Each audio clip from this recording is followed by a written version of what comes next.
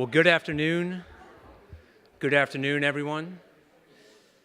Thanks very much for joining us today. My name is Brian O'Shea. I'm with the Center for Capital Markets Competitiveness here at the Chamber. I want to thank everybody for coming out on this day after a holiday weekend to join us for what I think should be a very informative and certainly very timely event. If you haven't already, please grab some lunch there in the back.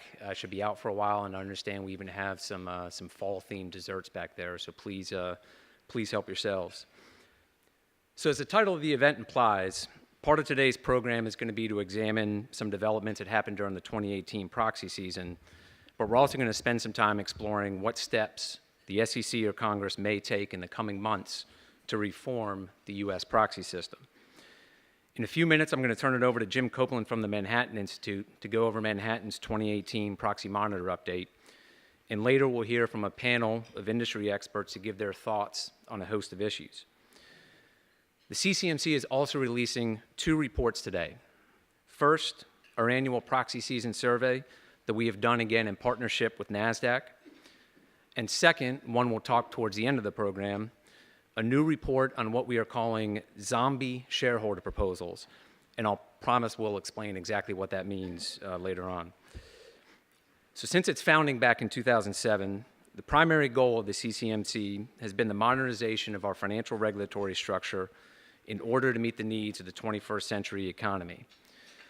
While the CCMC's work encompasses everything from consumer finance rules to the regulation of banks and insurance companies, perhaps nowhere is this need for modernization more critical or more apparent than when it comes to the rules and regulations which apply to public companies. As the CCMC has long pointed out, the United States remains home to roughly half the number of public companies than existed 20 years ago, and notwithstanding the successes of the 2012 Jobs Act, too many companies today are shying away from completing a public offering. The public company model was once the ultimate goal of American entrepreneurs. It was associated with success, with innovation, and with a belief that any idea can be turned into a large, successful enterprise.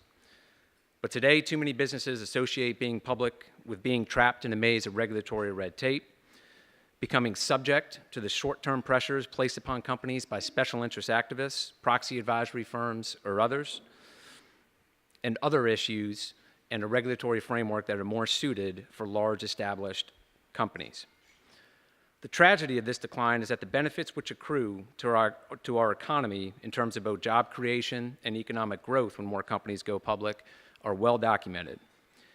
Even at this time of low unemployment and strong growth, making the public company model more hospitable to businesses is a long-term sustainable growth strategy that policymakers should embrace.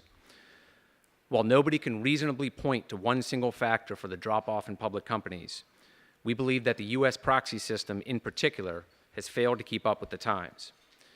And in the Chamber's view, there is little doubt that the influence exerted by proxy advisory firms over public companies remains a top issue to address. Some may say the top issue to address.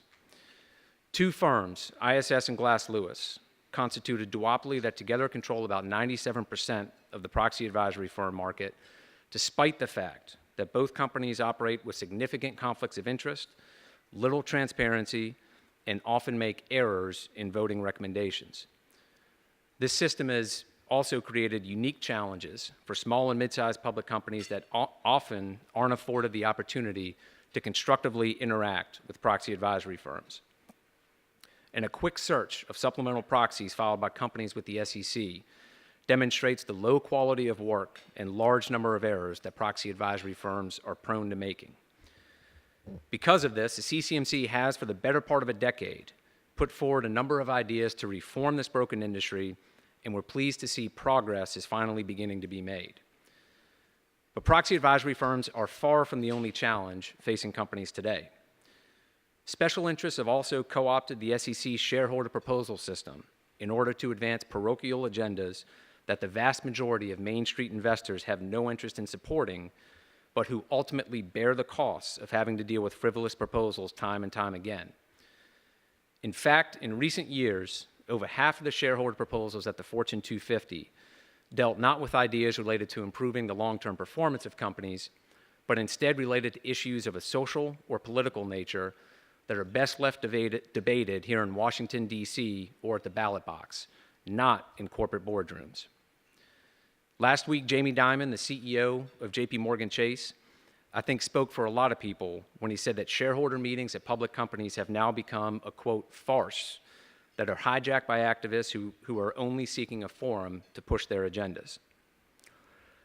Fortunately, these issues have not been completely lost on policymakers, and momentum continues to grow to reform many aspects of the U.S. proxy system. Take, for example, proxy advisory firms. In the last 5.5 years, what was once an arcane issue left to be debated by securities lawyers and academics has now captured the attention of a large and bipartisan group of members of Congress, and public companies of all sizes and sectors of the economy have been activated to push for change.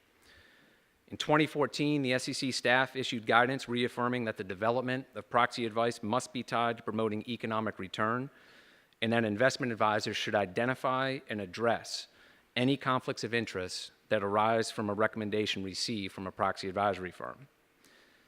Then in December 2017, the U.S. House passed the Corporate Governance Reform and Transparency Act, bipartisan legislation that would require proxy advisory firms to register with the SEC, and the Senate Banking Committee held a hearing on that bill this past June. And most recently in September, the SEC announced the withdrawal of 2 no-action letters issued in 2004 that, in our view, have had the unintended consequence of enabling investment advisors to outsource their fiduciary voting duty to proxy advisory firms. These letters helped entrench the position and influence of ISS and Glass Lewis and allowed conflicts of interest in particular to run rampant throughout the industry. In the area of shareholder proposals, Congress has also recently advanced legislation that would raise the level of support a proponent must receive before a shareholder proposal can be resubmitted. All of these actions help set the table for the roundtable that the SEC is scheduled to hold on the U.S. proxy system on November 15th. To help the SEC better understand the interactions that companies have with both proxy advisory firms and their shareholders, today we are releasing the results of the 4th annual U.S. Chamber NASDAQ Proxy Season Survey. This survey was first conducted in 2015 to help understand the impact that the 2014 SEC staff guidance was having in practice. This year represented our highest participation rate yet, with 165 companies completing the survey. As with last year's survey, the top-line numbers indicate a mix of results, some encouraging, others not so encouraging as to whether material changes have occurred since the 2014 guidance. One theme, however, that has remained pretty consistent since we began conducting the survey is that it remains extremely difficult for companies to constructively engage with proxy advisory firms despite a significant amount requesting to do so. For example, this year, 38% of companies asked proxy advisory firms for an opportunity to provide input both before and after a firm's recommendations were finalized. However, even if companies are given this chance to provide input, they still report being given an insufficient amount of time, ranging from 30 to 60 minutes to 2 weeks, but the most common response seems to be only a 1 or 2 day time frame to respond. And for companies that pursue opportunities to meet with proxy advisory firms on issues subject to shareholder votes, their requests were denied 57% of the time, which points to the difficulty companies still have in communicating with ISS and Glass Lewis. On the positive side, fully 78% of companies report that they have some form of a year-round communication program with institutional investors. While this was a drop from 2017, it is very similar to previous surveys and points to the heightened importance companies place on communicating with their shareholders. And this year, an additional set of questions was added to the survey to find out what percentage of a company's outstanding shares are voted in line with with an ISS or Glass Lewis recommendation in the 24-hour period after the recommendation is issued. This question was asked over problems that have arisen with so-called robo-voting, where a proxy advisory firm recommendation automatically shifts the votes of institutional investors one way or the other. While there was a wide range of answers provided on this question, many companies reported that up to 15% of their shares were voted automatically after an ISS recommendation, with some reporting even a higher percentage. The issue seemed to be less relevant to Glass Lewis, but some companies still reported seeing 5 to 10% of their vote shift within a day after a Glass Lewis recommendation was issued. And so it's probably no surprise that 97% of the companies surveyed this year expressed their support for the Corporate Governance Reform and Transparency Act, legislation which both the Chamber and NASDAQ strongly support. So as in previous years, the conclusion that can be drawn from these survey results is that this is not a system that is functioning particularly well, and it is going to take further action by the SEC or Congress to enact real reform. Withdrawal of the 2004 no action letters was the logical first step for the SEC, and the Chamber is eager to work with all policymakers to build upon the momentum that has been created. And later in the program, I'll also discuss the paper we're issuing on zombie shareholder proposals that's going to be released today. But for now, I'd actually like to invite Jim Copeland up to the stage to give his presentation on the findings of Manhattan's 2018 Proxy Monitor report. Jim's a senior fellow and the director of legal policy at the Manhattan Institute and has run the Proxy Monitor project since its launch in 2011. I think that's right. Jim's considered an expert in many areas, but we'll just say that the work he does on proxy issues and corporate governance really is required reading for anybody interested in this space, and we've enjoyed the opportunity here at the Chamber to work with him and his team over the years. So, Jim, turn it over to you. Thank you, Brian, and thanks to everyone in the audience. Thanks to the Chamber. I've had a great working relationship with the Center for Capital Markets Competitiveness since I started getting into this about 2010, and Tom and David and Brian and the whole team have always been really receptive to my work and given me a platform here to talk about it. So I'm just going to try to frame up the issues here for you. You've got a great panel coming on, and it's sort of the exact right construction. You've got somebody speaking from the issuer perspective, the exchange perspective, and of course then the institutional investor perspective. And you've got someone from Gibson Dunn, Beth Icing. I just want to point out what a good job they do in this and other areas with public research.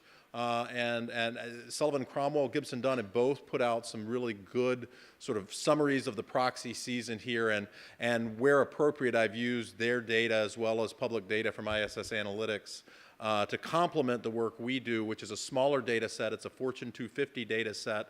So there's things that are happening. If I don't say otherwise, we're really talking about the Fortune 250 with my data. But there are things happening outside that. That said, from the investor perspective, we're capturing the vast majority of the market capitalization that's really there, and you can't really make apples to apples comparison if you're talking about what's happening at Alphabet or Amazon or ExxonMobil versus a small cap company. So I'm going to zoom through this because I assume that in this audience, you're a fairly specialized audience, you know how the shareholder proposal process works under Rule 14A8, at least currently. Effectively, if you've got $2,000 of stock for a year, you can put these up. And the main overview points I'm going to flesh out here, similar to what I talked about a year ago, although there have been some shifts this year, and that's that a small group of shareholders still dominates the process. Over recent years, the last couple of decades, we've seen a shift toward shareholders and shareholder activists in power vis-a-vis boards of directors. And institutional investors continue to rely very heavily on proxy advisory firms, as Brian was just alluding to. As a backdrop to this year's proxy season, we had the largest institutional investor out there, the CEO, Lawrence Fink, openly embracing what I would call a social investing or a stakeholder interested investment model in his letter to his shareholders, basically saying, as the quote here, society is demanding that companies, public and private, serve a social purpose that in not just delivering financial performance, but also show how it makes a positive contribution to society. Companies must benefit all their stakeholders, including shareholders, employees, customers, communities in which they operate. This is a fairly radical move for an institutional investor that's not a social investor to make. There's a long history here of debate. The sort of stakeholder capitalism debates, and a lot of states were changing their corporate law rules, the late 80s and 90s on this. Going back to Ralph Nader in the 70s, you sort of had this corporate social responsibility model, which was juxtaposed against the law and econ folks that were really developing corporations as a nexus of contracts around that time. And it really goes all the way back to 1932 in the academic literature when the Harvard Law Review put competing visions out there. Adolf Berle, who was the preeminent corporate law mind in the country, talking about shareholder primacy, and then his colleague Merrick Dodd talking about socially responsible investing, et cetera. So this is coming to the fore, and it's quite interesting, to say the least, coming from BlackRock, that runs so much, has trillions of dollars of capital. And interestingly, we've just seen recently, I was just talking to Tom, CalPERS to some degree moving in the opposite direction. So you've got the public institutional investor with captive capital going in a different direction. I do want to emphasize that someone like Larry Fink is under enormous pressure on this, and the year before faced his own shareholder pressure going into his shareholder meeting from various institutional investors that are public pension funds or social investors on environmental and gender diversity types of issues that he's highlighted here. So I don't want to take this as I'm trying to bash Larry Fink per se. I do think that this is eye-opening for me, and certainly was for all of us at the Manhattan Institute when we looked at it. Now let's look at what's happened this year. We've seen a continuing drop in the number of shareholder proposals per company. Again, this is the Fortune 250. It would be lower if you looked at the whole Russell 2000, the total stock market, or something like this. These trends, things can explain the bumps and movements here.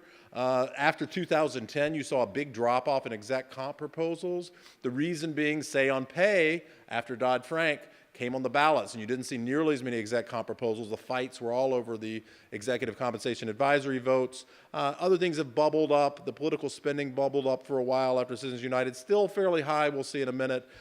Proxy access was a big proposal idea a couple years ago. Since then, we don't see as many proposals. Companies are basically adopting some form of proxy access, most of them, unless they have a dual-class stock or something like that.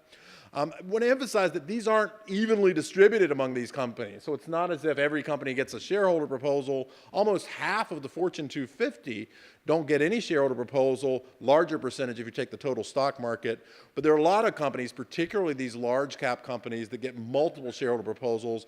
And here we see 16 companies out of the Fortune 250 this year across various sectors that got 4 or more shareholder proposals. And most of these companies get a lot of shareholder proposals on a year after year after year basis. Often some of them may be these zombie proposals that the Chamber's talking about. Let's see. Shareholder proposals this year were more oriented toward corporate governance. The last couple of years, we saw a majority of all shareholder proposals be oriented around social policy types of goals. This year, we actually saw half of them involve corporate governance and fewer involve social policy. I want to emphasize here, though, that the social policy, what we're talking about here are social policy proposals or other proposals that actually make the ballot for a vote. So if a proposal is withdrawn, it's not showing up in these numbers. Even with the proxy access proposals dropping off, we did see an uptick this year, and you'll see it in a minute, of certain classes of shareholder proposal, particularly those around special meeting rights and written consent rights for shareholders. These are principally driven by, almost exclusively by these corporate gadflies I'll talk about in a second. But partly what we've seen here, and this explains the total drop in shareholder proposals per company this year, as well as the drop in social proposal incidents, is we saw a lot more withdrawals.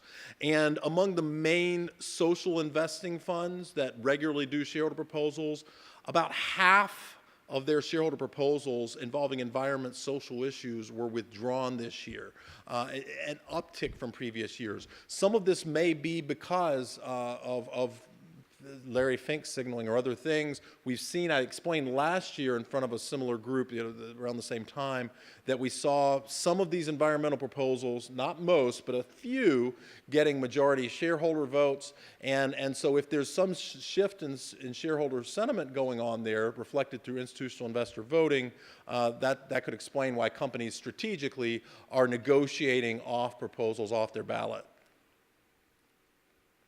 Let's see. So looking more specifically by class of proposal, as I said, special meetings, separating chairman and CEO, we always see a lot of these. They almost never pass, but corporate gadflies love them for some reason.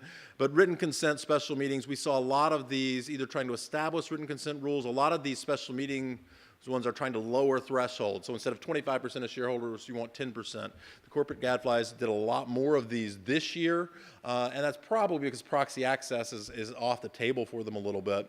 Political spending and lobbying, environmental concerns have been one and two back and forth the last few years. Not the case this year. Environmental proposals, as I said, were withdrawn at much higher rates. And you can see that right here. These are the proposals that are introduced and actually getting on the ballot. And you could see a sharp drop in environmental proposals this year. But because the withdrawal rates were so much higher, I wouldn't infer that there's actually less activity going on in this space. We're just not seeing them on the ballots because the companies are negotiating more with the sponsors. Now, who are these sponsors? This is no change in terms of the mix, although the percentages are different this year. Corporate gadflies, these are 3 people and their family members, and they introduced 45% of all shareholder proposals making the ballot at the Fortune 250. Now again, that bumped up a little bit based on withdrawal rates. The withdrawal rates for the social investing funds were higher this year. That's one reason you see a smaller percentage there. The corporate gadflies basically don't negotiate, so theirs aren't withdrawn. But if you look at the broad data sets that S&C and Gibson Dunn have done, I mean, you still see on the order of 40% plus of the actually introduced proposals coming from these 3 corporate gadflies.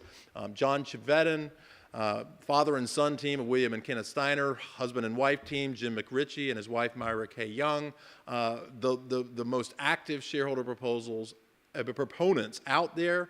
And then after that, you see particularly the New York City and state funds, New York State showing up more here. New York City, of course, under Scott Stringer has been very active, a little less so this year in terms of proposals, but they're still very active, New York City and state.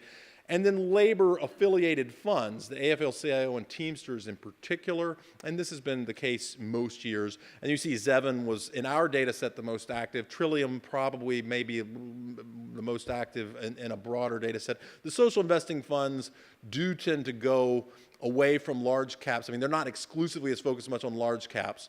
The corporate gadflies focus very heavily on the large caps, so their percentage would be a little lower if you take the broader data set, but again, very high still. This is John Chevedden. He's an interesting character. He worked at Hughes Aircraft, a GM subsidiary at the time, was laid off, sued his employer, sued the parent company, didn't get anywhere with the litigation, but figured out he could start doing these shareholder proposals, and thus the preeminent modern corporate gadfly was born. Most companies may struggle with them. Most of them don't do what AutoNation did in its proxy statement. But this sort of is par for the course. This is Mr. Chevedden, owns about, what, 0.0001% of the common stock of the company, sends them out to large companies every year. Each time he's presented it, the stockholders have soundly rejected his proposal. Now, he does have some that succeed, but at AutoNation this has been the case. And in most cases, rather than presenting the stockholder proposal himself, a representative of the International Association of Machinists and Aerospace Workers has presented it on his behalf, which is interesting. And they point out, without alleging any wrongdoing, they're careful to disclaim that, but the machinists have been attempting to organize automotive dealings at various dealerships for cars around the country for some time. We actually have studied this and have shown that some of the shareholder proposal activity does tend to correlate with labor organizing campaigns, especially that on the part of those labor-affiliated funds. We've also shown that some of the political spending-related shareholder activism correlates with corporate involvement. If their PACs give disproportionately to Republicans, they tend to get targeted by both labor and social investing sorts of investors. In addition to this sort of cooperation with some of the labor unions and Mr. Chevedden, I want to emphasize that he and the Steiners and Jim McRitchie and his wife are highly coordinated among themselves. And you'll see many of these companies that one of them is going to be introducing a proposal on the other's behalf. And sometimes the Steiners, normally you're limited to one, but they'll introduce two proposals at one company, one by the father, one by the son. So they coordinate amongst themselves these major corporate gadflies. Voting results, this is the broad data set of companies. About 10% got majority votes. It's slightly down. Again, because of the strategic way that companies will play this here and withdraw proposals, I wouldn't infer too much from this. Do want to just emphasize, most of these are this small subset of proposals that get some traction. Some of these get a lot of traction. Destaggering the boards, the annual director elections almost always pass when they're on the ballot. Eliminating supermajority voting provisions in the bylaws almost always get majority support. Others of them, like written consent and special meeting rights, don't generally pass, but there were a lot of them on the ballots this year, and sometimes they pass with a majority vote. But a number of these have become more standardized. So the actual number here, I think by Sullivan and Cromwell's count by midsummer was on the order of 29 total passing proposals. So not a huge number of proposals actually getting that majority support. The social policy proposals did have a little bit of upward tick this year, just a little bit on the margin for the environment and political spending related types of proposals, substantial uptick on the sort of gender diversity, board diversity types of concerns. This may be due to the Me Too movement. It may be that the institutional investors are sort of rethinking this. They don't want to get on the wrong side of some of this in terms of a PR issue. ISS, the largest proxy advisory firm, supported 74% of the social policy proposals overall this year, up from 64% last year. So the companies that are the institutional investors that are robo-following ISS, more likely to be supporting them. And you can see political spending, environmental proposals, the overwhelming majority of those proposals are getting ISS support. Anti-discrimination proposals up pretty substantially too, almost 3/4. That said, only 8 in the total universe of all proposals during the proxy season, not just the Fortune 250, got any majority vote at all. 6 of those are environment related, 4 related to climate change. A couple, neither of these was in our data set, but one related to opioids. The one in AmerisourceBergen, which is in our data set, did not get majority support, but one did. At a smaller company, gun violence, one also got majority support. That was at Sturm Ruger. So investors are somehow going after a gun company for gun violence, which is odd, but they're worried about the PR on this issue. And these opioid and gun proposals are supported by ISS. The board diversity proposals on gender diversity on the boards, none of them got majority of votes, but almost 80% of them were withdrawn. So there are companies reacting to this. And of course, we have multiple states, California, New York, Connecticut, Pennsylvania, that are putting resolutions out there on board diversity issues. And of course, the comptroller of New York City, Scott Stringer's made that a big focus. So there's a lot of energy around this, even though they're not getting shareholder proposals to get majority support. Again, the companies are reacting rationally and strategically here. Do want to point out that issuers, we did have an interesting issuer strategy this year. The conflicting proposals was sort of tabled, taken off of the table agenda a couple years ago, put back on in more limited form. But the SEC did allow companies to put forward their own proposal to reaffirm their 25% threshold for special meetings and then omit a 10% threshold proposal from a corporate gadfly. A few companies did this. I do want to emphasize that ISS and the Council of Institutional Investors kind of flipped out over it. So if you're an issuer, just keep that in mind. They didn't like it, but the SEC permitted it. Now looking forward, financial reform legislation, we've been talking about it for some time. I testified on it, as did Tom. The Choice Act ultimately the shareholder proposal reforms there weren't in the financial reform legislation that was enacted, although some of those provisions do exist in other legislation that's out there. Of course, as Brian was alluding to, the Egan-Jones and ISS letters from 2004 were withdrawn last month by the Division of Investment Management at the SEC. So some of those conflict of interest sort of safe harbors, and I use that lightly because it's not a formal safe harbor, but those letters being withdrawn does have some effect and sort of lays the table for the roundtable that's forthcoming on the proxy process in November, and I'm sure the next panel is going to have a lot to say about that. I may have a minute or two if there's any questions from the audience. I do want to then highlight just, and you can find this on our website as well, on the proxy advisory firm front. We came out in May with a new study that I did with David Larker and Brian Tayan at Stanford, talking about proxy advisory firms.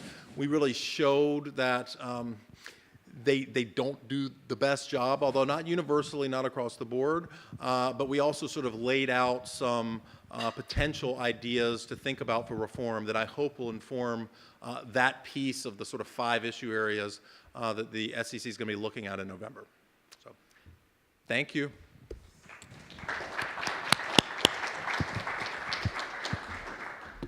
Thanks very much, Jim. Great presentation as always, and I can say from the Chamber standpoint, the Proxy Monitor Report has always been a valuable tool for us in terms of data and some of the trends in the proxy space, so appreciate you being here again today.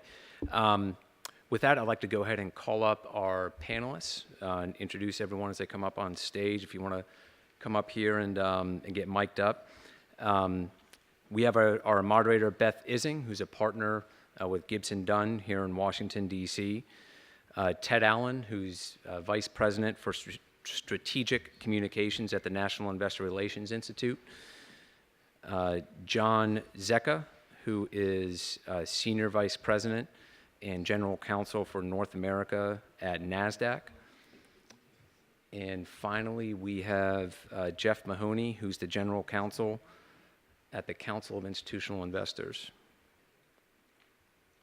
And I'll go ahead and let you all get mic'd up.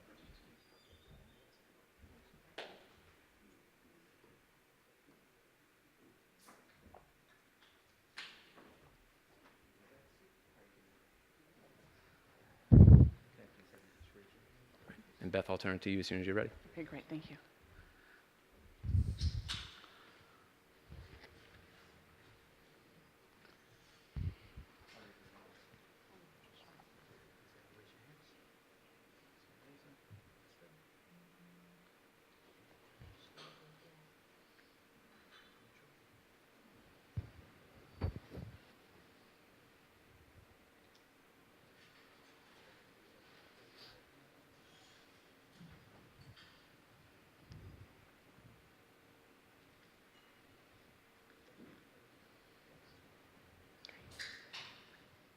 Thank you, Brian, and good afternoon. Thank you all for joining us today. Again, my name is Beth Ising. I'm a partner at Gibson Dunn here in the Washington, D.C. office, and I'm excited to be here with, as was mentioned, a wide variety of different perspectives on the proxy process.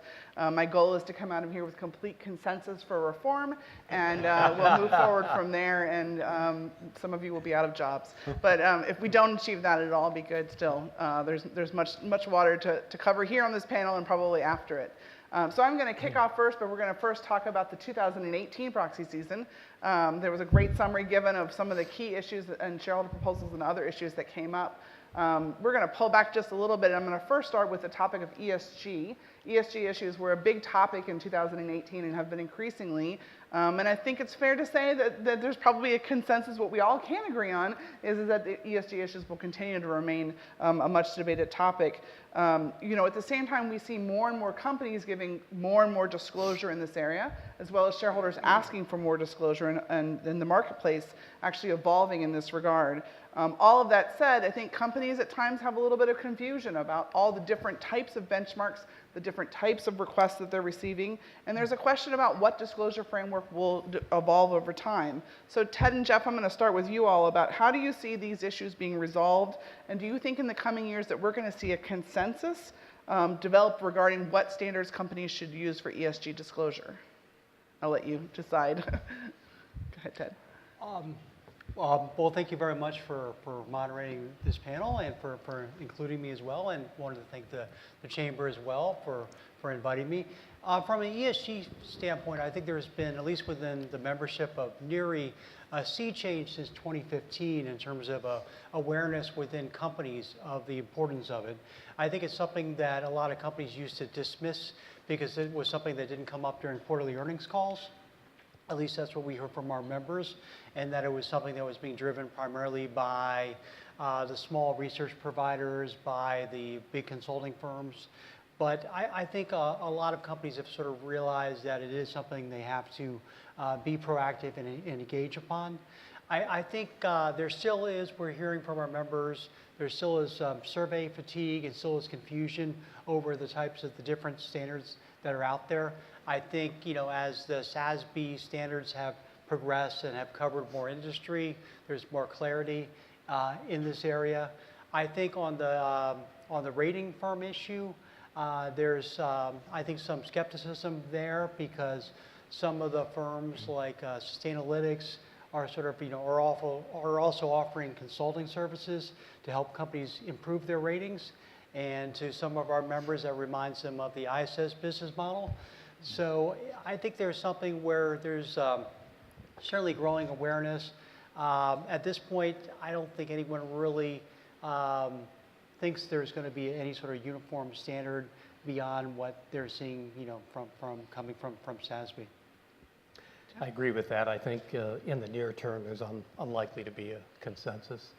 But the recent news was the Global Reporting Initiative, GRA, one of the major players in this space, and SASB already mentioned that Bloomberg has indicated they're going to provide them some funding to attempt to, I guess, kind of harmonize their frameworks or at least reduce the differences. So I think that's a very important step. You got the two dominant players agreeing to work together to try to come up with some type of consensus or at least less differences. So I think that's a major move in the direction of getting some consensus. I don't think we'll be there in the next 12 months, but if that project is successful, I think there's really a possibility that we may see some consensus down the road. Great. So one of the other hot topics in the 2018 proxy season, and it continues to be, is the issue of board diversity. When we've also most recently seen California adopting legislation setting certain minimum numbers of women who need to be on the board for companies that are headquartered in California. At the same time, we expect this issue, whether or not that law ends up being challenged and remains in effect or goes into effect, we expect this issue to continue to be an issue that many investors and companies are talking about. And John, I want to talk to you about the fact that NASDAQ's board is comprised of 30% women, 3 out of 10 directors, which is more than many U.S. public companies have. And you've done it without legislation mandating certain numbers. You've done it on your own initiative. And I'm wondering, what strategies has NASDAQ's board seen for developing and retaining women on your board and addressing board diversity? Well, and thank you, and thanks to the Chamber. It is an important question, and I think you've got to recognize for companies, I think most companies want to do the right thing. They realize this is an issue. I think, from our perspective, from our CEO on, it has been an area of focus, but it's not something that can be done in a day. I think what we are focused on is we have a strategic plan, and the question is finding directors that meet that strategic plan as far as experience. So, I mean, that's step one. You got to make sure you have the right people. Then within that, you sort of have to cultivate the network to ensure that you find diverse candidates, and that does take some work. There are lots of candidates out there, but they may not be as well known. They may not be on the same lists. And so it really is an ongoing process to make sure that you identify potential candidates, build a relationship, and measure their interest. I will say the other thing that we've been very focused on, to do this, you do have to accept that there are going to be situations where you have first-time directors. And I think that is an important point for companies. I think to do that well, you then have to have a process to integrate them, do the orientation. And what we have tried to do is a mentor program where a new director, regardless of gender, is partnered with a senior director to learn what are the general responsibilities of being a director, but more importantly, sort of the cadence of the company and sort of integrate them into the process. So I think that's a critically important step. So a lot of this can happen without legislation. You know, obviously California is unique at this point in the U.S. There has been some in Europe, but I think a lot of boards are trying to increase their diversity, both gender and for people of color. And so I think you'll see more of it regardless of the legislation. I think it's just a question of finding the candidates and integrating them well. Great. So we're going to shift for a minute to the center, and NASDAQ released the results of their survey, and there were a lot of issues, and the survey addressed a lot of issues on proxy advisory firms and reform. And one of the things I want to start by asking John and Ted is that the surveys found that companies are bringing more and more issues to the attention of proxy advisory firms, but they still find it very difficult to engage with the firms and may not necessarily feel like the feedback that they're giving are being reflected. And I wanted to hear, are there difficulties that you're experiencing or hearing in this regard about engaging with proxy advisory firms? So for our perspective as a listed market, you know, we have very large companies, the largest companies in the world. We also have a lot of smaller companies. And the issues we see are different by the size. I think particularly for small and mid-sized companies, they continue to feel that they are not, they don't get responses from proxy advisors. People may know ISS generally, if you're outside of the S&P 500, they don't really want to engage with you. Glass Lewis is also reluctant to share information. I think it was mentioned earlier that there's fairly tight time frames. Even if you do get the opportunity to interact with them, you may have only a couple days to respond. There's not usually then a second bite at the apple when you see the revised report. It's kind of one and done. And so there's a sense you can't correct the errors. It's also a sense we get, and I'd love to hear your feedback, that the information often isn't accepted unless it's publicly verifiable. So they'll look at the website. If it's something you can point to and say, okay, here's where the error was, you know, you've got a better chance of getting a change. If it's not public, if it, you know, this is part of the internal deliberation, it's part of future planning, you're very unlikely to get a change. So I think those are some of the key ones we're seeing. From what we're hearing from members, I mean, certainly I want to at least give some credit where credit is due. I mean, there has been more engagement by Glass Lewis. You know, they no longer, you know, shun companies like they may have done 5 years ago. So certainly we're hearing that. I think the challenge that, just as John alluded to, with our membership, smaller companies are having, you know, still have difficulty getting the attention of the proxy advisors, getting corrections made. And it's not just factual errors. Sometimes it's, you know, misunderstandings, particularly on the executive compensation side, and just the other problem that our members report is, you know, there may be an error or a director might have been misclassified in a previous year, and then it'll come up again and the same error will get made. There doesn't seem to be the same continuity that companies are used to when they deal with their research equity analyst, in terms of they may be dealing with the same person year after year. With the proxy advisors, it often is somebody, a new person every year, particularly if it's a smaller company. So I think there's that sort of frustration too, is that when they see the same mistakes happen year after year. And even if it's something, you know, relatively minor, as in somebody being misclassified, it can still have significant impact because of the degree of robo-voting, as Jim alluded to earlier.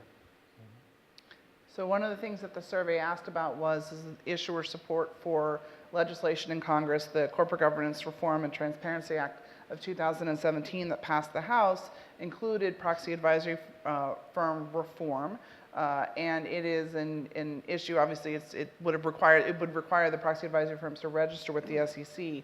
So Ted and Jeff, separate yourselves if you need to. But so let's start with Jeff actually first. So Jeff, you know, this is legislation that is, we appreciate you making your announcement prior to this event, but CII just partnered with ISS to launch last week an educational website to oppose this legislation.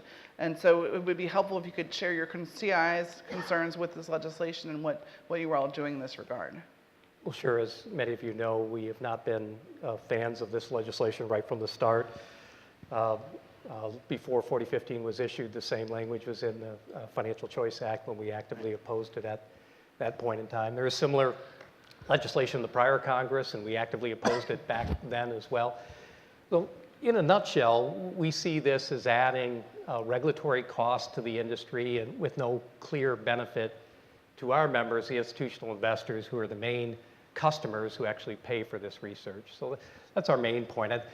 Digging down a little deeper than that, when you look at the language of the bill, there's at least two provisions that are very troubling, and I've had a lot of discussions with staff who were involved in the drafting, and we weren't able to change these two provisions. But one has to do with the pre-approval language and the ombudsman language, where the drafts of the research are given to companies for their review. And one of our main concerns with that is that it could delay the ability for our members to get that research on a timely basis. As you know, we have a very short time frame in the proxy season, and to the extent that information is delayed at all to our members, that's going to make it more difficult for our members to do their analysis and vote consistent with their proxy voting guidelines. So the whole notion of delaying it was a big problem for us.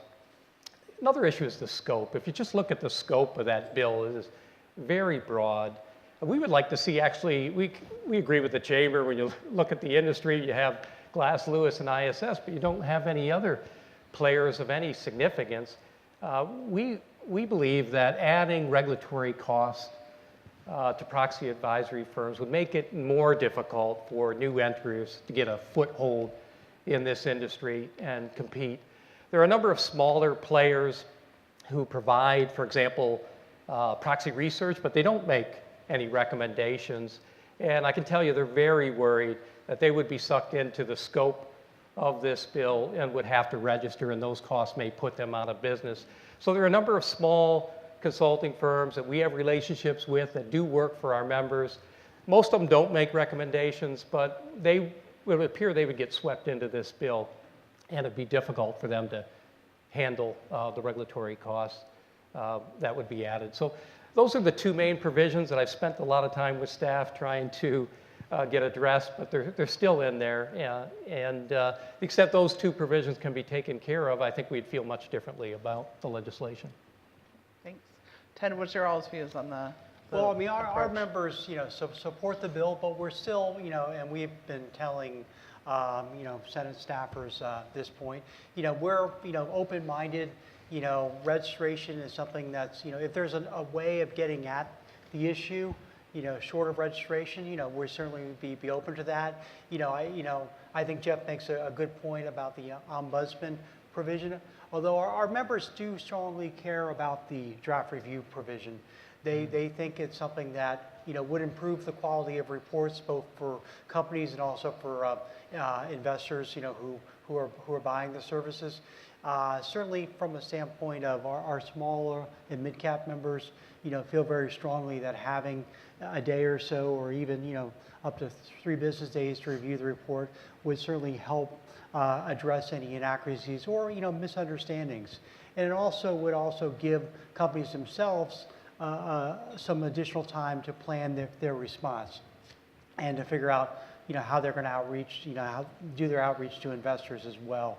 I think a lot of smaller companies where you have very small IR teams where you may not have an in-house governance person, they feel that they're caught off guard if they get a negative recommendation, and it becomes quite a sort of a time crunch and a fire drill trying to figure out how to respond, and particularly when they see the votes starting to come in as well.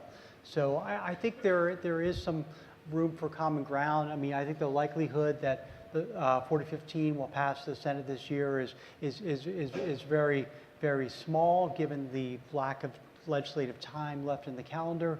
And but we are hopeful there'll be some compromise bill that would come forward in 2019, particularly which would probably be very necessary if the House flips over to the Democratic Party. Great. So as Brian mentioned before, we have a SEC staff proxy roundtable coming up shortly. Just going back and giving the history, there was an SEC concept release in 2010 on the proxy process. It was quite comprehensive, asked a lot of questions. There then was a roundtable in 2013, and now here we are, almost 5 years exactly, having another roundtable. So I just want to ask, there's a lot of different things that to talk about in the roundtable. It's quite a jam-packed potential list of issues to address, but just talking about generally, John, one of the issues that has been raised is the role of the current proxy process is it contributing to the decline of the number of public companies? One of the big issues that Chairman Clayton and others have said is an issue that needs to be addressed. What types of concerns do you hear about the proxy process from newly public companies or companies that are considering an IPO, and how the process, is it impacting their concerns about long-term performance? Yeah, I think the short answer is yes, it's an issue. It's not the only issue that may be stopping companies from going public, but it's out there. I think the telling thing, we meet with a lot of companies that are thinking about going public, and when you meet with them, sometimes they brought on staff to become senior executives to go public, and you talk to the general counsels if they've been general counsel of a public company. They're often, they may say, well, we're getting everyone ready, it's going to be tough, but they're prepared for it. But you talk to the CFOs, even the ones that were CFOs of public company, and they are concerned about doing it. They feel that their perspective is being changed to be more short-term. They're not able to consider things long-term. So, from their perspective, it's a strong negative. They may be pushed to go there, but it's not something that they are rushing to do. So then you ask sort of what would you change that would help, or what is it that hits the most? And I think it's probably 2 or 3 areas. One is just, we talked about the proxy advisory piece, but the proxy access, how low the threshold is to get a proposal on, how low the threshold is to get it on again. We talked about you're going to hear a little more later about the zombie proposals. But so that's one set of issues that I think people have in the proxy space. The other one I would say is the proxy plumbing itself, which I think the Commission is very aware of. This is not the process with the nominees and the intermediaries. That's not the process you would probably pick if you were starting from scratch. So the company has a very tenuous relationship with its stockholders. It doesn't really know who owns its stock. It has some evidence. It can get certain information. People can object or not object to getting their name listed, but that may cut the number down. There's intermediaries. The cost of the process is very hard for a company to go back and deconstruct from the number of shareholders it thinks it has as to what the cost is.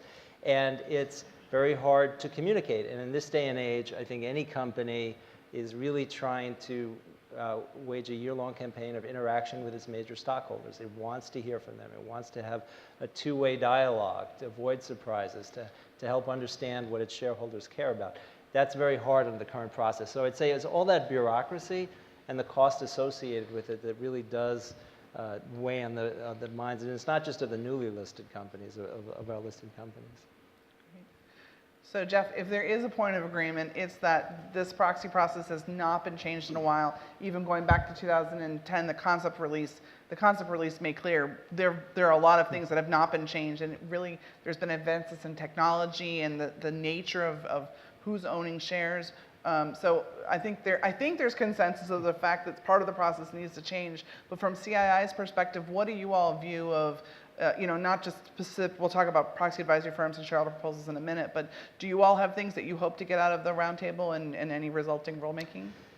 Well, I want to agree with everything my friend from NASDAQ just said. I think the proxy plumbing area is an area that has a lot of costs and efficiencies. A lot of votes actually aren't even made correctly that we know. We had the experience this year at Procter & Gamble with Nelson Peltz and the so-called snake pit, where lawyers for both Nelson Peltz and P&G got in a room and tried to sort out the voting, and they found all kinds of problems, including, as I understand it, they identified circumstances where some shareholders had been voting for years and the votes had been invalidated for years for inappropriate reasons. So we got a serious problem there. And I think this is one area where I think the Chamber, CII, and NASDAQ can all agree that there is a problem.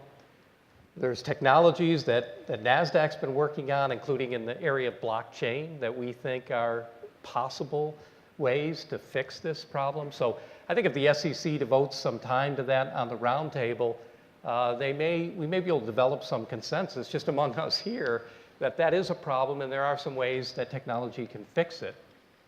You know, other issues that have been at the top of our list for quite some time is the universal proxy proposal that was issued back in 2016 by the SEC. You know, there's a quirk in the SEC rules that goes back to the 1960s that makes it virtually impossible in a proxy contest for shareholders to vote for the candidates of their choice, because those candidates aren't all included on management's card or on the distance card. We think the SEC did a very thoughtful job with that proposal. In the grand scheme of things, when you look at other proposals, I know the Chamber wrote a letter raising some concerns about it, but compared to most SEC proposals, there's only a handful of letters, and from the user community, they were all supportive. And I think the issues that the Chamber and others have raised are issues that can be addressed as part of the process. We've had some follow-up discussions with Chairman Clayton about his concerns, the other day with Mr. Hinman about his concerns, and they're relatively minor concerns that were all raised in the proposal. If any of you had to read that proposal, it was a very lengthy one. They raised about every possible question. We fortunately or unfortunately responded to every one. And so they've raised a lot of good issues there, and we provided some answers that we think are workable solutions. We think we have addressed all the issues that Chairman Clayton and Mr. Hinman have raised, so we hope they can bring that to a conclusion, because that kind of gets at the core issue. Shareholders ought to be able to vote for whatever directors they want, and they can't do that in the situation of a proxy contest unless they actually go to the meeting in person. So we'd like to see that taken care of. There's another little piece of that proposal that most people probably aren't even aware of, that is the result of another rulemaking petition that we submitted to the SEC. And it gets to the uncontested election of directors. We're just asking for a very short disclosure for companies that have a plurality voting system in the uncontested election of directors. This is the system where if you get one yes vote, you are elected or re-elected. We've just asked that in that system where you can vote to withhold, that there just be a sentence or two explaining the legal significance of the withhold vote. And the legal significance of the withhold vote, for those who know, is it has no legal significance. And I think just by having that disclosure, I think it will enhance the understanding of the difference between a majority voting system and a plurality voting system. I think both for retail investors, but also some institutional investors, and also some companies. I think they actually don't understand the difference, and having a required disclosure along those lines, I think would be very helpful in enhancing the understanding of what a plurality voting system is, how does it work, and how does it compare to a majority voting system. So those are a couple things we'd like to see happen. Great. So moving on to some of the specific issues that are going to be raised in the roundtable. One of the issues is proxy advisory firms, which we were talking about before, and as was mentioned earlier, there were 2 no action letters, one to Egan-Jones and one to ISS, that were recently withdrawn by the SEC staff. These no action letters, some viewed as facilitating, some viewed as encouraging investor reliance on proxy advisory firms. And if you go back and look, which I did, at the transcript from the 2013 roundtable that was held, these letters were pretty consistently debated all throughout the roundtable. And so some view that they were withdrawn in advance to sort of, let's take them off the table and have a conversation about what should be the regulatory regime here. I know, though, that there are companies that are continuing to have annual meetings, and who knows if the staff will take any actions in advance of the 2019 proxy season. So Jeff, I wanted to ask you, what are you all hearing in terms of institutional investors, in terms of what's the lay of the land right now, now that those letters have been withdrawn? Well, I'm a lawyer, but I wouldn't call myself a real lawyer, at least not the lawyer of your level. So you have a much better view as to the significance of but this. I get to ask you the question, so. But here's what I can tell you. Okay, good. As many of you know, when the statement was put out, Commissioner Jackson put out his own statement, and he basically said nothing has changed, that the withdrawal of these letters hasn't changed anything. Well, we had a recent meeting, and I'm not going to name who was there, but we had a recent meeting at the SEC where there's some very senior SEC staff. I asked them about Jackson's comments and what they thought. And again, a very senior member of senior SEC staff, who will remain unnamed, said in his opinion, Commissioner Jackson was correct, that there was no real change due to the withdrawal of the letters. He referenced the 2014 staff legal bulletin, which we very actively supported at the time. We still support at the time. We think that provides some very good guidance as to the duties of investment advisors when overseeing proxy advisory firms. He indicated that that was not withdrawn, and that's still in place, and that's really what you should look to. So again, I'm not the legal expert on this panel, but at least Commissioner Jackson and a very, very senior member of SEC staff believe it does not create any significant change. Okay. So one of the other issues that may be discussed at the roundtable has to do with shareholder proposals. And I will say that this is obviously a very hotly contested issue. It's come up over the years as Congress has included in various pieces of legislation potential changes to it. One of the reforms most often mentioned is the changes to the resubmission thresholds, which is where a proposal's been voted on and it doesn't, if you will, pass, and then it's submitted for a vote year after year after year, and those thresholds are extremely low and have not been changed in many, many years.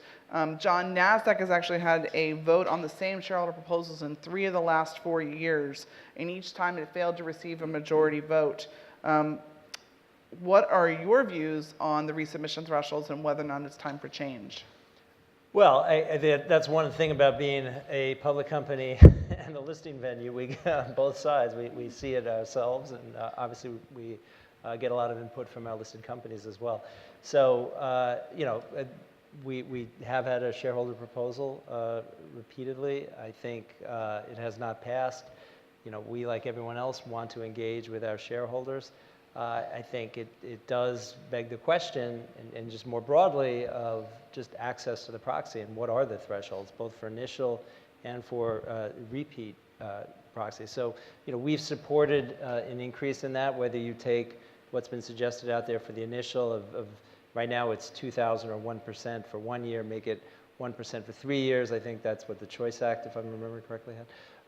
Or some other standard that's more calibrated to the size of the company. I think that would be a step in the right direction. And frankly, the SEC itself has questioned over the years whether these standards are too low. So I don't know that that's a particularly controversial issue. I've even heard that it's to some degree bipartisan in that respect.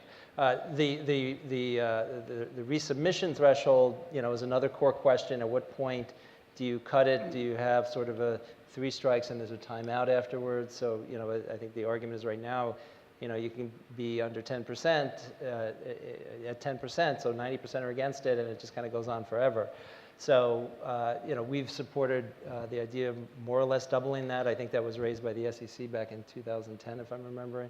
So, I don't think these are radical solutions, but they would, I think, focus the attention of companies. These are expensive. I mean, doing a shareholder proposal, there's, particularly if you object and file an objection with the SEC, I think we did a calculation. It can run up to $50,000 per proposal if you go all the way through. So, there's not a minor tax. So I think the question is, do you cull the number down to the ones that have a higher level of core support? Ted, does NERI have views on move even beyond the resubmission threshold about potential areas for shareholder proposal reform that you all would like to see? Well, we certainly I agree with what NASDAQ and the Chamber have said in terms of raising the resubmission thresholds to what's been mentioned in the Chamber petition. Mm-hmm. Beyond that, we think at the very least the ownership thresholds should be indexed to inflation, to have a figure that's essentially been the same dollar amount since the 90s. We think at least it should be something more meaningful. And but at the same time, we have sympathy with the SEC. I mean, it would be great to get some more clarity on ordinary business, but we know that's a very difficult issue that the SEC revisits every few years. So that's pretty much it in terms of our reforms. Great. Jeff, are you good? Are we good with all this? I'm good. Okay, great. Let me explain. Okay. I knew there was a detail there. We publicly supported what was just said about indexing the $2,000 amount. We would not oppose that. We have been having a lot of conversations with both investors and issuers around the resubmission levels. And we're actually working on a document ourselves that is going to provide some data on what that might look like if we change the resubmission levels. What effect would it have on both the number, percentage of proposals, as well as the type of proposals? So we expect we'll have something public on that, probably submit it to the SEC in connection with the roundtable and make it publicly available. So we've been looking, I think, from 2011 to 2018, that data set. So I think it will provide some useful information to help in the discussion along those lines, and we'll see what happens. But we are having active discussions with folks about whether, under any circumstances, it would make sense to change the resubmission levels, and if so, how would we do that? Are there other areas that CII that would like to see a change in Rule 14A8 in the shareholder proposal rule? Well, as you know from last year, we weighed in connection with I-9, the conflicting proposal exception with a letter to the SEC. They made some modifications, essentially requiring some additional disclosures, and there are no action positions after we issued that letter. But as I said at the SEC roundtable, we're still not fully satisfied that that's a correct interpretation of 14H guidance in 2015. So we're going to be following the I-9 issue closely in this coming proxy season, and we'll weigh in again to the extent we think the staff is not applying the staff legal bulletin guidance appropriately. Okay, great. Just by way of background, this is Jim mentioned earlier, this is where companies were submitting ratification proposals on existing special meeting thresholds, and then the shareholder proposal with the higher ownership threshold was excluded under the conflicting proposal rule. Yep. So. Thank you for explaining that. No worries. So one of the other issues that I think is going to be raised, and Chairman Clayton has mentioned, would be raised at the roundtable, is the issue of the proxy voting process. And we touched on this earlier about the frustration and concern that newly public companies or companies considering an IPO have in this regard. Ted, there can be significant costs and the challenges with distributing your proxy material and even being able sometimes to identify who your shareholders are. What actions do you think are important for the SEC to take in this regard? All right. No, I mean, the inability of companies to identify their shareholders, both throughout the year and during the proxy process, is continuing frustration. I mean, NERI has called for updating the 13F rules because the information that companies get every quarter is pretty much out of date and of little value by the time that they receive it, 45 days after the end of the quarter. On the proxy process side, the proxy distribution system is one of the few areas where there really is no competition.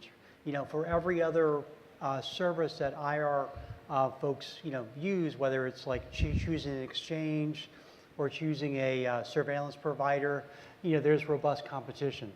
And within the because of the OBO-NOBO rule, we would like to see the SEC take a hard look at that and to open up that process. Obviously, there's still going to be a role for a central intermediary to maintain the list, but we'd like to see more competition in that area and the SEC to take a hard look at that. Jeff, does CII have a position on the NOBO-OBO change? Just by background, OBO is objecting beneficial owner and NOBO is the non-objecting beneficial owner, and it has to do with the ability of companies to be able to talk to their shareholders. Well, back when the SEC issued the proxy plumbing release, we commissioned a paper that Alan Beller was the main author of that focused specifically on that issue. His recommendation, which it was not a policy of the council, but his recommendation is that the SEC should move forward and over time get rid of that distinction. So we have that paper out there. We didn't express opposition to that paper. So I think we would agree that over time that this could be taken care of, and we certainly have no problems with the position that Alan Beller set out in that paper. We think it made a lot of sense. So we're going to move for a few minutes to the 2019 proxy season, but before I do that, if there's any questions or that people want to ask the panelists about anything we've talked about before, including on the roundtable, we're happy to address those now. Okay, great. So, so obviously some of the issues we talked about in 2018 will probably continue to be issues in 2019. One of the issues that we didn't mention is a topic called human capital management. It's really become a buzzword in the last couple of years, and we started to see some of the largest institutional investors referencing it in their letters that they put out to CEOs and board members. And then I'm also hearing from my clients an increasing number of investors are engaging on this issue. Jeff, I want to ask you, what human capital management issues are you hearing investors raise with companies? Well, as you know, there was a SEC rulemaking petition that a couple dozen institutional investors, including some of our members, submitted back in July of 2017. We followed up with a letter, indicating our support for the idea that SEC should at least look at this area of both human capital management risks as well as human capital as a driver to long-term shareholder value. So there was some engagement with a number of companies on that issue last year. We expect there will be again this year. I was on a panel with some capital market researchers from the academic community. Mary Barth from Stanford has a recent paper out about value relevance of corporate reporting. And in it, she concludes, as have a number of other academics who specialize in capital market research, that intangibles is an area that we do need more information about. So when I talked to her about this petition and our general support for it, she was quite excited that the investor community seemed to be matching up with some of the empirical evidence that she and others are producing in this area. So I think you're going to see more and more engagement about this. What exactly they want, if you look at the petition, it had some very general categories of the types of information they're looking for. It wasn't very specific, but just to mention a few of them: workforce demographics, workforce stability, workforce composition, skills and capabilities, culture and empowerment, health and safety, productivity, human rights, and compensation and incentives. So they've described this as in these very general terms. They've asked that the SEC think about some type of framework around those categories. I frankly don't think we're going to see anything tomorrow or anytime soon from the SEC about this, but I think Chairman Clayton did make a commitment to them back in late 2017 that he would hold a roundtable about this issue and seek views from a broad cross-section of the SEC constituency. So I think that would be very positive, an important thing to do. Again, I think there is a growing body of academic research suggesting we have a lack of information around intangibles, and certainly human capital is a very important element of that. Great. Hey, Ted, what are you hearing in terms of what are companies hearing from their investors on human capital management issues, which, Jeff, tell me if you disagree with me, it's a pretty broad list of categories, of subjects that are covered by this. I agree. I mean, we've been hearing a lot of the same things, and we've been approached by several of the proponents of this new disclosure. So it's certainly something, certainly for a large mega cap company, certainly something where, I think companies are, becoming more aware that they need to provide more disclosure in this area, particularly with the growing percentage of their workforce, that would be, the millennial generation, where these issues and workplace issues are going to be even more important, because they're going to be, you're trying to recruit and retain employees who, probably are not going to be with your company, 20, 30 years. And being able to have a firm understanding of how you stack up within these different areas, I think certainly companies can see it as a competitive advantage. At the same time, I think the experience of the CEO pay ratio bill makes companies, wary of being in a situation where there could be a very prescriptive rule that would mandate a certain type of disclosure that would be, costly and burdensome. But I think from a voluntary standpoint, if and in consulting with their large institutional investors, I think companies certainly would be open to providing more info in this area. So, as mentioned, there's a human capital management rulemaking petition. More recently, on October 1, a group of state treasurers, public pension funds, and unions, many of whom are CII members, submitted a rulemaking petition to the SEC asking for greater disclosure by public companies on ESG issues. And obviously the prospects for potential rulemaking in the near future, it may not be at the top of the agenda, but Jeff, do you have a sense of what the purposes of the petition and why do you have a view on its prospects at the SEC? Well, I think I would again say that the prospects are not near term, but the idea that we need some type of ESG framework is something that I think a lot of folks agree on inside our community at CII and outside. If you look at the petition, it's not very specific again, but asking the SEC to put out a document for notice and comment that would at least begin the discussion around what an appropriate framework should be. And I think it's very difficult to disagree with that idea. And so we'll see what happens. Since my time at the council over 10 years now, I think just the interest in ESG and ESG disclosures specifically has greatly increased in my time at the council. And I think everyone is looking for a solution. And I think it makes some sense for the SEC to be involved at some level. So we generally haven't said this publicly, but we generally support the petition. I think we would agree that it's getting more attention and that a lot of companies are focused on it.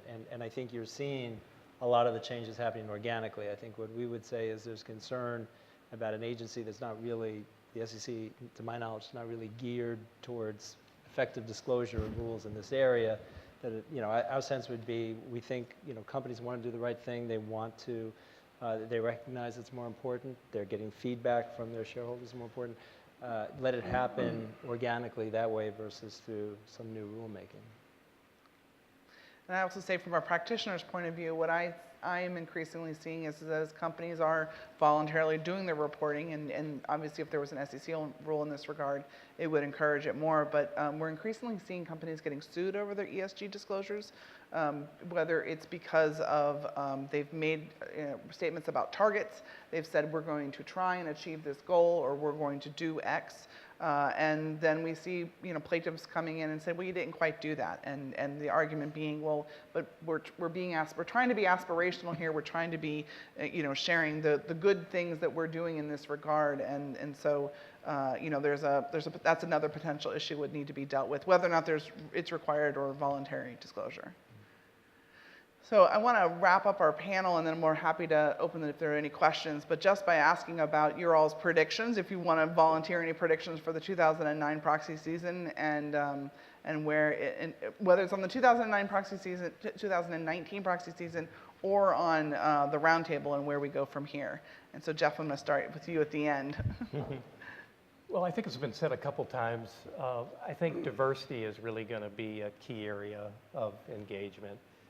There's different avenues that different members are taking. We mentioned New York City earlier, New York City Funds and their ongoing project, which is focusing in part on disclosure of award matrix that sets forth skills as well as other elements of diversity. So they're, I think, going to continue to push on that. Then the Rooney Rule that New York City is also talking to companies about, as well as several other of our members, that in your pool of board candidates, there ought to be some minorities included in that pool.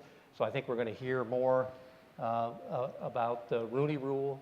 And then, as has been discussed earlier, the gender issue. There's a number of groups, the 30% Solution Group, as well as some other subgroups of that, a number of which include our members, but also some issuers are involved in other advocacy groups, looking at companies that have never had women on the boards and encouraging them to add add a woman to the board, and I think we're going to see that be a major area of focus again is gender diversity of boards. So I think diversity should be at the top of your list in 2019 because I think we're going to see a lot of engagement.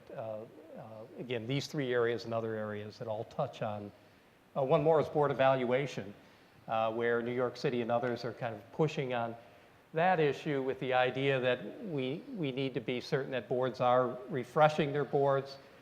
That again provides more opportunity to enhance the skill set and diversity of existing boards by making sure if you have board members that aren't contributing at all that they move on and someone else is chosen. So that is also going to be a point of emphasis for New York City, and I expect for some others as well in 2019. But I think it all gets back in general to diversity. Ted? Yeah, I would agree with Jeff said about board diversity being the top issue. It'll be interesting to see how things play out because, for example, the proxy advisors are, their policies are somewhat of an impediment to improving board diversity because of the overboarding policies that they have in place. You know, they were, make negative recommendations against board members who serve on more than a certain number of boards. So it'll be interesting to see how that plays out. Another issue we're watching closely to see if the pay ratio disclosures that happened last year lead to any meaningful change in proxy voting, whether we'll see the Taft-Hartley, the labor funds start to incorporate pay ratio data into their the way they vote on, say, on pay and the way they vote on directors. And also the other thing we're hearing from our members is, and Beth, you may have heard this too, there's been sort of a rise of these exempt solicitations by John Chevedden and others. So it'll be interesting to see how prominent that becomes. Right, and the staff actually this summer put out some guidance on that does not stop these solicitations, which show up on your Edgar page, on a company's Edgar page when they're filed. Hopefully it'll provide at least some greater disclosure on that. Any questions before we close?